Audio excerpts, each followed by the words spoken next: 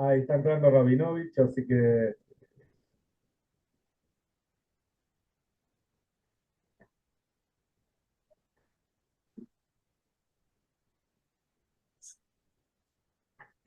hoy es 10 de Adar.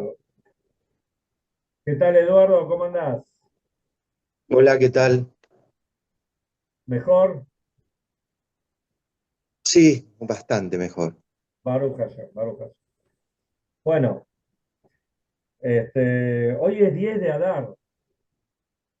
10 de Adar, en realidad este año, como es un año común, vemos la Yom Yom del primer Adar y del segundo Adar.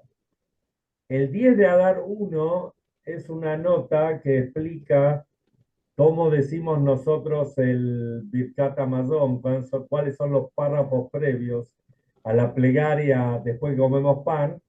Así que está indicado perfectamente en el Sidur. Vamos a ir directo al de Adar Sheini, el segundo Adar.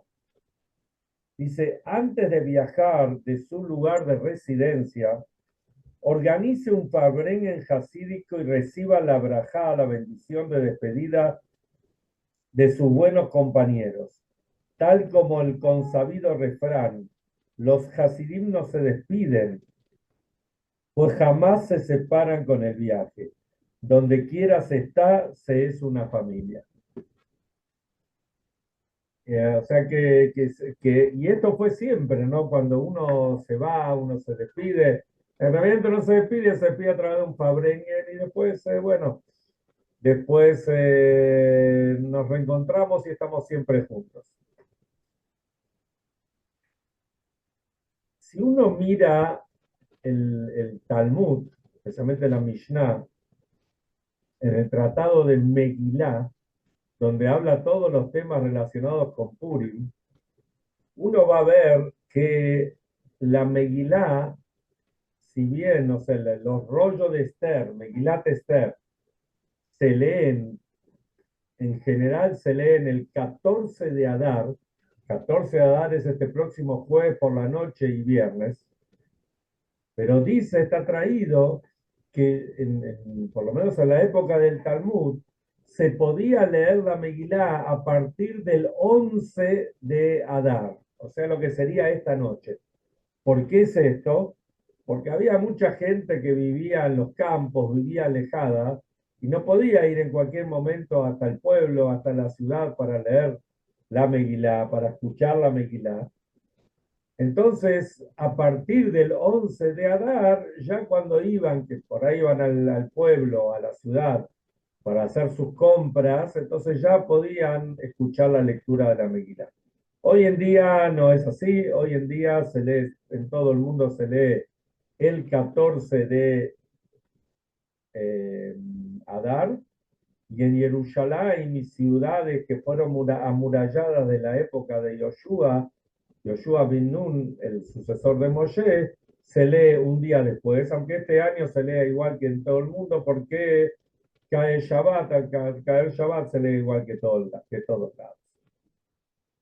En otras palabras, ya estamos en el modo Purim y tenemos que empezar a prepararnos para Purim. Y prepararse para Purim, como cualquiera de las otras festividades, no es simplemente, bueno, saber cuáles son las mitzvot que hay que cumplir. Hay 5 mitzvot que cumplimos durante el día de Purim. Purim en total es un solo día. Entonces, bueno, sabemos cuáles son las mitzvot, las recuerdo ahora para que cada uno se vaya preparando, escuchar la Megilá el jueves por la noche, volver a escuchar la Megilá el viernes durante el día, mandar Mishloach Manot, mandar comidas, o sea, por lo menos a un amigo, pero se acostumbra mucho más que haya 2 comidas que estén listas para comer lo que uno manda al compañero, hombres a hombres y mujeres a mujeres. Por ejemplo, uno puede mandar un omentage, las orejas de Amán que se acostumbra, con una manzana, una banana, un chisito, algo que esté listo para comer. Si no quiere agregar, por supuesto que se puede agregar todo lo que uno quiera. Eso es el viernes durante el día. Así también es importante, no importante. Otra mitzvah es matanot la evionim, dar regalos a los pobres. Y eso todos tienen que dar. Y si no hay pobres si uno está en una ciudad donde Baruch Hashem no hay o no conoce pobres, bueno, puede hacer una transferencia a una institución yehudía, una escuela que seguro que se necesita y con eso va a cumplir con la mitzvah. Y después tenemos la mitzvah del banquete de Purim. El banquete de Purim es la comida de Purim que acá se hace en Netilat Yadayim, comer pan, se acostumbra a comer kreplach para los ashkenazim, y este año se hace preferiblemente antes del mediodía. Si no se pudo hacer antes del mediodía, se puede hacer en la tarde como todos los años. Pero eso es la parte práctica, la parte de cómo, eh, digamos, cómo celebramos Purim. Así también Purim se lee la Torá el viernes a la mañana y el jueves a la noche y viernes durante el día, tanto en las plegarias en la Midá como en el Birkat Hamazon, se agrega Be'al Anisim por los milagros, y después dice Bimei Mordejai de Esther, en los días de Mordejai y Esther, etcétera, como está traído en todos los sidurim. Pero para poder celebrar bien una festividad y cualquier mitzvah que tenemos nosotros, eh, es importante saber de qué se trata, saber la parte histórica y también, y por supuesto, conocer detalles profundos de las enseñanzas que tenemos de la festividad. Y Purim aparentemente es una festividad, no aparentemente, es una festividad muy alegre hasta, como dicen los sabios, tenemos que estar tan alegres hasta no, y por ahí hay que hacer lejaim, hasta no reconocer entre Baruch Mordejai y Anur Amán, bendito Mordejai y maldito Amán. Y vemos que en general se celebra, algunos lados hacen distintos tipos de actividades y los chicos y los grandes se disfrazan y se ponen caretas y uno pasa a ser algo que no es. Entonces, esto lo estoy diciendo adrede por lo que voy a explicar después. Pero por otro lado, o sea, aparentemente es una festividad, llamémosle relajada, donde no hay un ritual, digamos, profundo, solemne, como por ahí tenemos Pesaj, que está el Seder de Pesaj, o tenemos Shavuot, que está la lectura de la Torá con los 10 mandamientos, o Sukkot, que comemos en la Sukkah, y una serie de cosas que hacemos.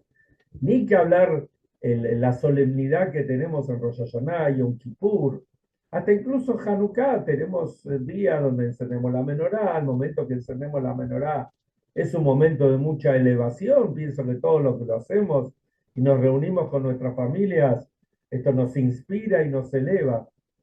Purim aparentemente no, porque incluso en el precepto que tenemos de Purim, también cuando leemos la Megilá y se escucha el nombre de Amán, empezamos a golpear, hacemos ruido y mandamos regalitos y damos a los pobres y hacemos un banquete. Aparentemente es una festividad más relacionada con estar más relajado.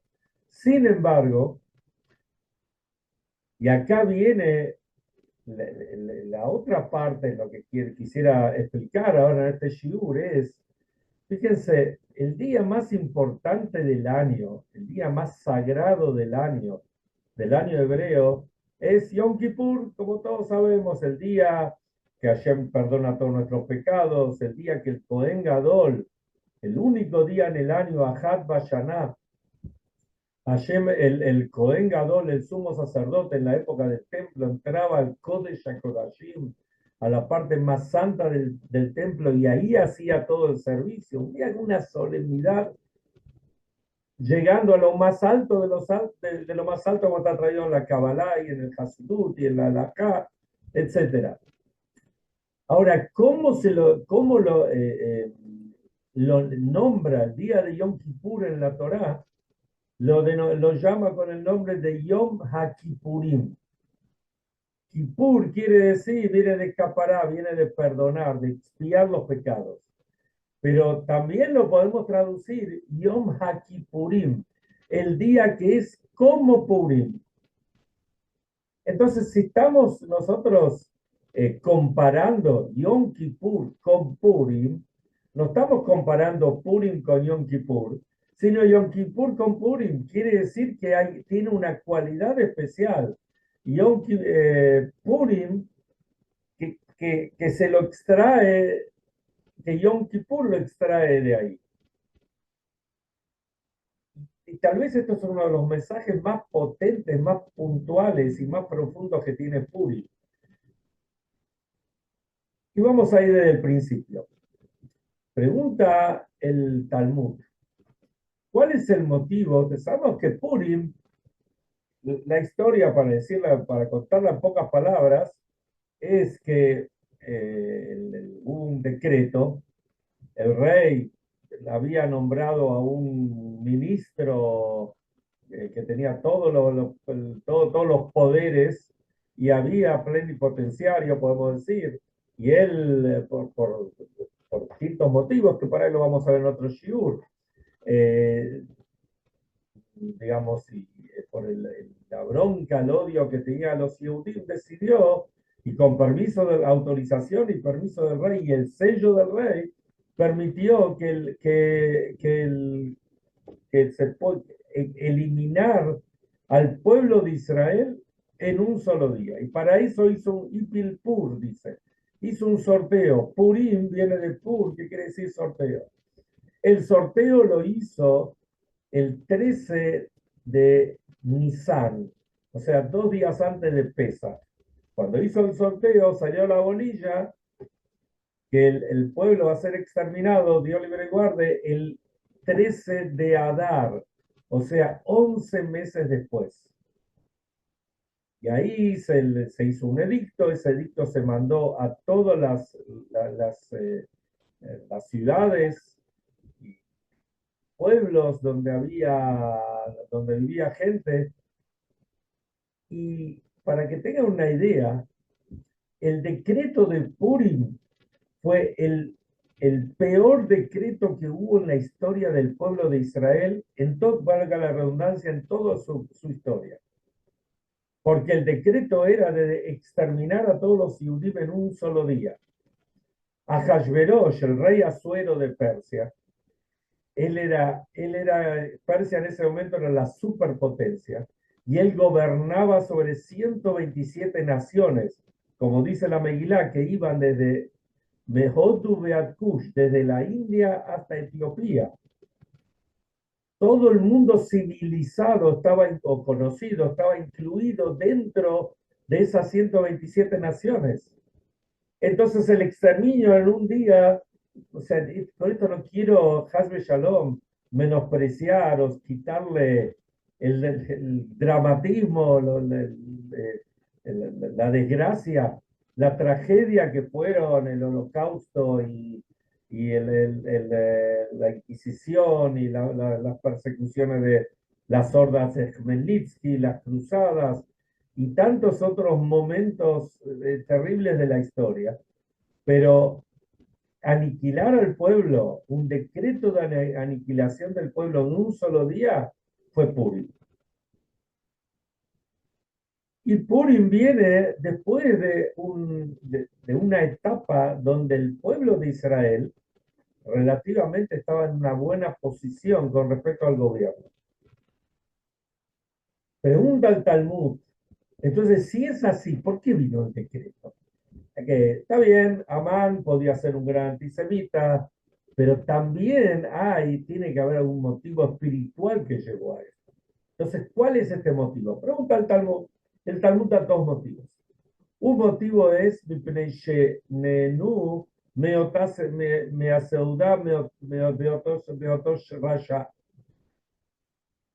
los Yehudim que fueron invitados a la comida, el rey Asuero había hecho una súper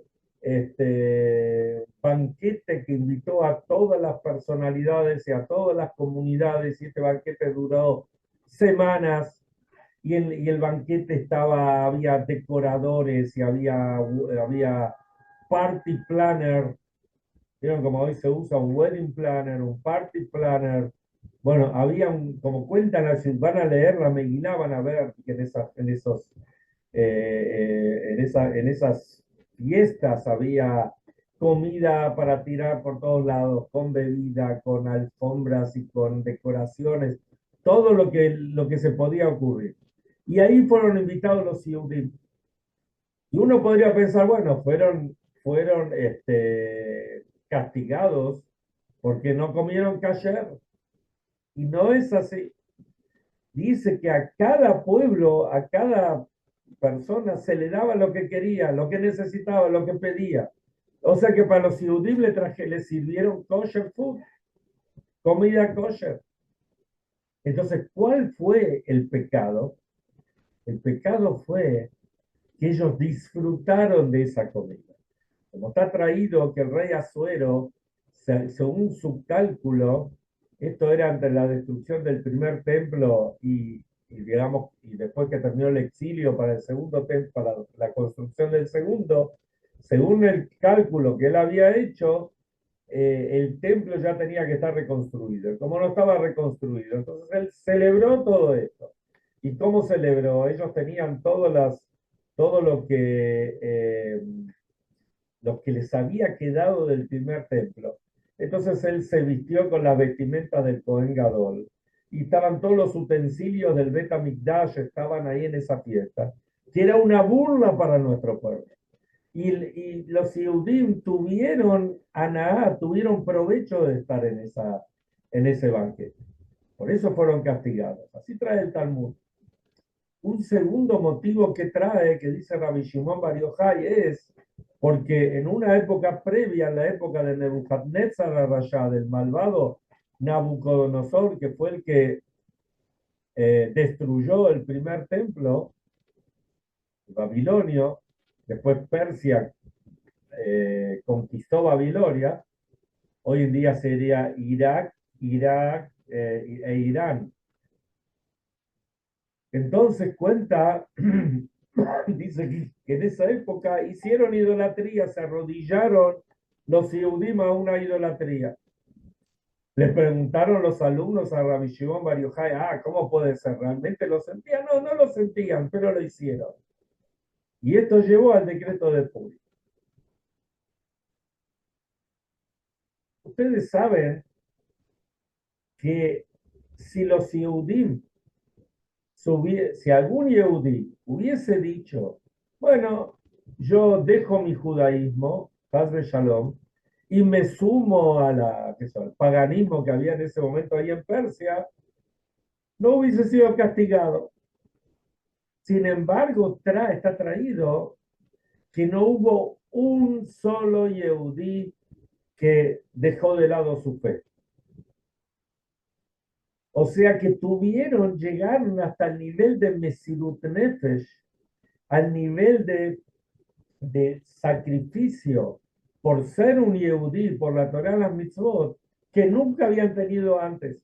Como dice, hay muchos mamarim que empiezan, discurso de los rebes, que empiezan con las palabras Bekiblu, Bekibel a Yehudim, Masha y Heilu Lasot, que dice acá que en Purim los Yehudim recibieron lo que ni siquiera habían recibido en el monte Sinai. ¿Por qué? Porque cuando se recibió la Torah en el monte Sinaí, la Torah vino, Hashem la entregó en forma directa. No fue ningún sacrificio para los judíos recibir la Torah. Había que aceptarla, había que tener la conciencia de lo que representa cumplir con la Torah. Pero no tuvieron que hacer ningún sacrificio. Sin embargo, en Purim, en toda la epopeya de Purim, ellos completaron lo que no había en la época de Matan Torah, que fue el estar dispuesto a dar la vida por la Torah, a dar la vida por el judaísmo. que eso no lo tenían de antes. Y acá vemos algo muy interesante. Si nosotros miramos la Torá, cuando se nombra a nuestro pueblo, se lo llama Am Israel, Bnei Israel, el pueblo de Israel, los hijos de Israel. Es Tzivot Hashem, o sea, el ejército de Hashem, de distintas maneras. En la Megilá, en los rollos de Esther, que escribieron Mordejai y Esther, después lo mandaron a todas las comunidades para que conozcan exactamente todo lo que fue, y lo que leemos ahora todos los años, ni una sola vez está, o sea, no, al pueblo de Israel no se lo nombra como pueblo de Israel, sino se lo nombra como Yehudim. Todo el tiempo Yehudim, Yehudim, Yehudim. Yehudim, uno puede decir, ¿por qué no se nos llama Yehudim? Porque venimos de Yehudá. Yehudá fue el cuarto hijo de Jacob. En realidad fue el cuarto hijo de Jacob que tuvo con Lea, pero fue el cuarto hijo que él tuvo. Pero hay un punto más profundo en esto. Yehudá viene de la palabra lehodot, agradecimiento, con alabanza, o sea, de estar totalmente conectados con Hashem. Como dije antes, no hubo un solo Yehudí que renegó de su religión, que renegó de su fe. Todos, absolutamente todos, estaban dispuestos a todo o nada. O ganamos o perdemos. Perder significa damos la vida, pero no estamos dispuestos a otra cosa. Y esto es lo que representa Purim. Purim es la conexión con Hashem a través del Mesirut Nefesh, de estar dispuestos a entregarnos a todo. Y uno puede pensar, y acá viene la pregunta, ¿por qué nos disfrazamos? ¿Por qué nos ponemos la careta? Justamente, este es el mensaje, que todo el año tenemos la careta. En realidad, Purim, nos ponemos la careta para mostrar que nos sacamos la careta, que estamos mostrando, estamos revelando lo que realmente nosotros somos. Los rollos de la Megilá no se llama Megilat Mordejai, sino se llama Esther. Esther viene de la palabra Aster Astir, de ocultamiento, porque en Purim revelamos ese ocultamiento, mostramos realmente quiénes somos, ese pinteleit, esa conexión que cada uno de nosotros, nuestra alma tiene a través del alma divina, que es una parte propiamente dicha de Hashem.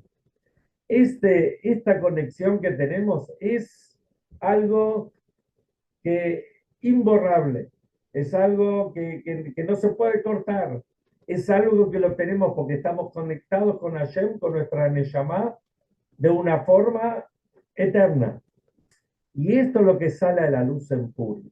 En Purim parecemos relajados, por eso dice Ad de Loyada. Tenemos que a veces hacerle Jaim o concentrarnos en ni siquiera saber que el bendito es Mordejai, el bendito es Amán. ¿Qué significa? Adeloyada quiere decir hasta no saber, que si estamos en un nivel superior a lo que es la sabiduría. Porque el querer explicar lo que es Mesirut Nefesh, entregar la vida por el judaísmo, es algo que no se puede explicar. Es algo que tiene que ver con nuestra alma, tiene que ver con el infinito del Am Israel, del Yehudí, del pueblo de Israel, y de su conexión con Hashem. Por eso estamos más allá del conocimiento. Y lo podemos comprobar nosotros en este último año y medio, comprobamos permanentemente. Digamos, creo que el punto máximo son nuestros soldados.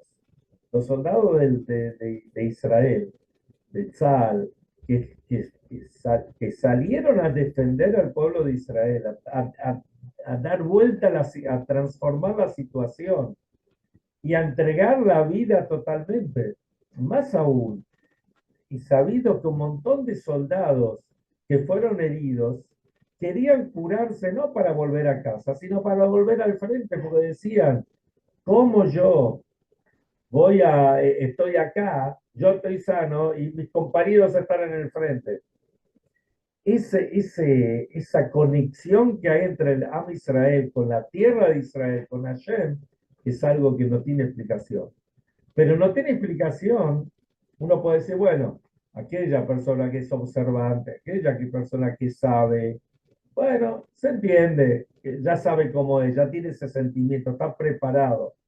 Pero la mayoría de los muchachos y chicas que fueron al frente, o en la retaguardia, donde les tocó estar,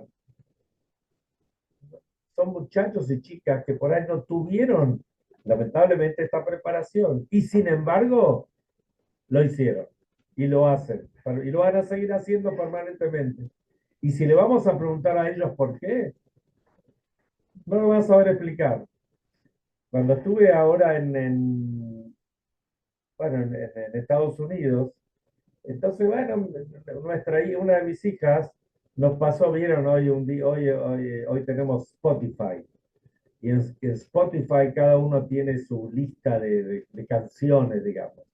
Entonces nos pasó la lista de canciones que ella tenía. Mi señora también tiene una lista, pero bueno, para cambiar un poco, entonces mientras íbamos en el auto escuchábamos las canciones.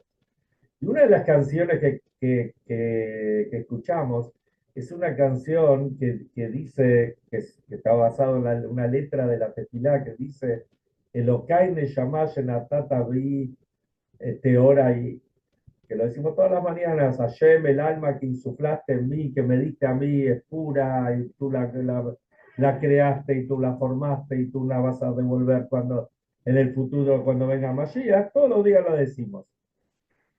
¿De dónde está sacada esta canción? Esta canción la cantó, fue un videíto que los primeros días después del 7 de octubre, creo que había un muchacho, un sefaradí, que él iba, que uno le mira la pinta y digamos de religioso, de observante, no tenía nada, parecía. Sin embargo, en el videíto empieza a cantar esta canción. Él iba al Festival Nova, o sea que no es que estaba yendo a un Betacneset, a un Shiloh, estaba viajando, manejando y yendo al festival. ¿Y qué estaba cantando? El Okai Neshama Shenatata Vite ahora ahí, es muy interesante.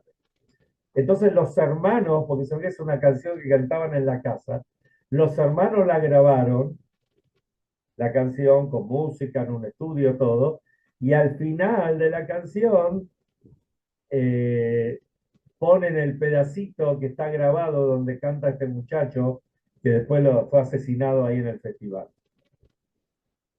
Esto es la Neyamá, esto es Puri, esto es lo que estábamos hablando recién.